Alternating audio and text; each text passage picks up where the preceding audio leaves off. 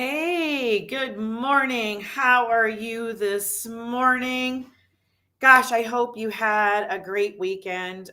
Guys, I did. And I'm going to tell you what, I wasn't prepared to draw for the one-on-one this morning. My my week is going to be super short because we have a high school rodeo this weekend. So I've been busy kind of getting my lists and making everything and all of that. So that's on me.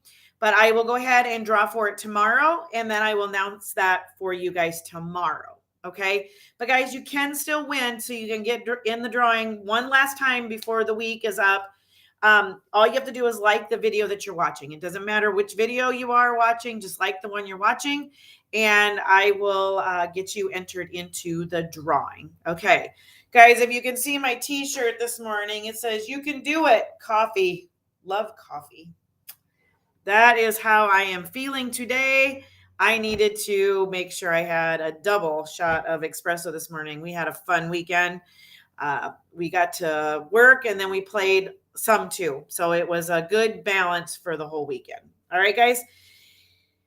Here's what I'm going to talk about today is frugal vacation tips. So I feel that I'm really good at this, and I'm going to tell you why I feel like I'm really good at this. I think it's because of the way I was raised. All right.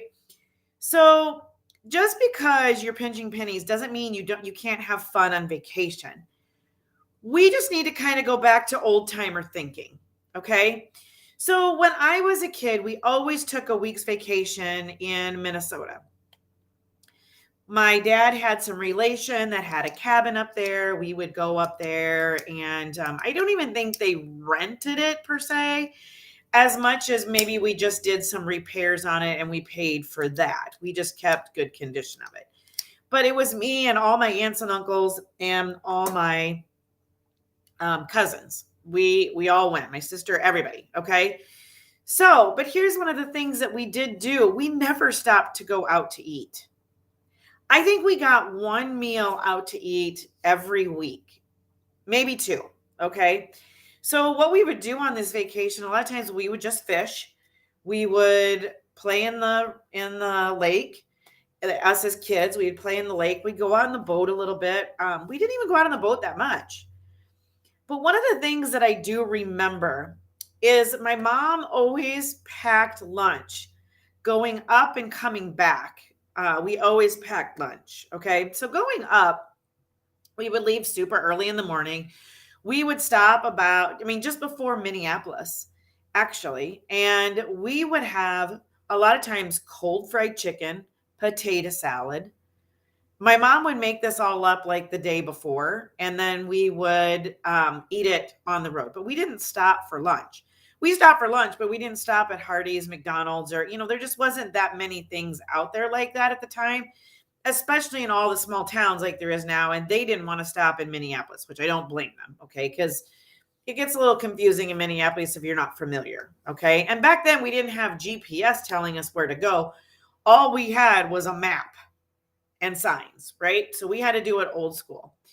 But then through the week, we would just do that kind of stuff. We'd go do a little sightseeing and that kind of stuff. And we would pack a lunch or they'd pack snacks. And we do a little school shopping because we always went the first part of August. We go do a little school shopping. We probably bought lunch that day. And we'd always go into town and we'd probably buy lunch another day. But very seldom did we eat out. I don't remember us really eating out a ton. Okay. So that is one way that you can cook, you can pinch some pennies. It's just make sandwiches, cook something, do all of that. The other thing you can do is camp or rent like an Airbnb. Hotels can be pretty pricey. Okay. A lot of people want to do these all-inclusive things, which is great, but you really need to break down how cost effective they are. If you have to do all this all-inclusive and then turn around and buy plane tickets too to get there, it may not be as cost effective as renting a camper and driving places or renting an Airbnb and driving someplace. Okay. Especially now with high fuel prices. Okay. Create a budget and plan your trip way ahead of time. Okay. Don't plan your trip a couple months before you're ready to go. I mean, this is hot vacation season. If you want to do a trip, plan your trip a year in advance.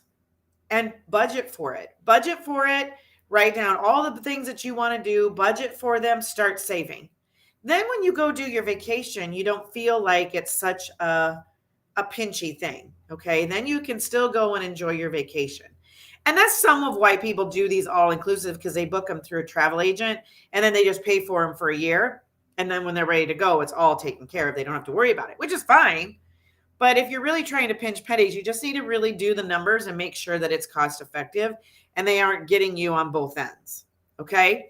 So those are my 3 tips for you today. Guys, pop on over into my Facebook group. We talk about this kind of stuff. There's going to be some trainings up in there. I'm going to give you some more frugal tips.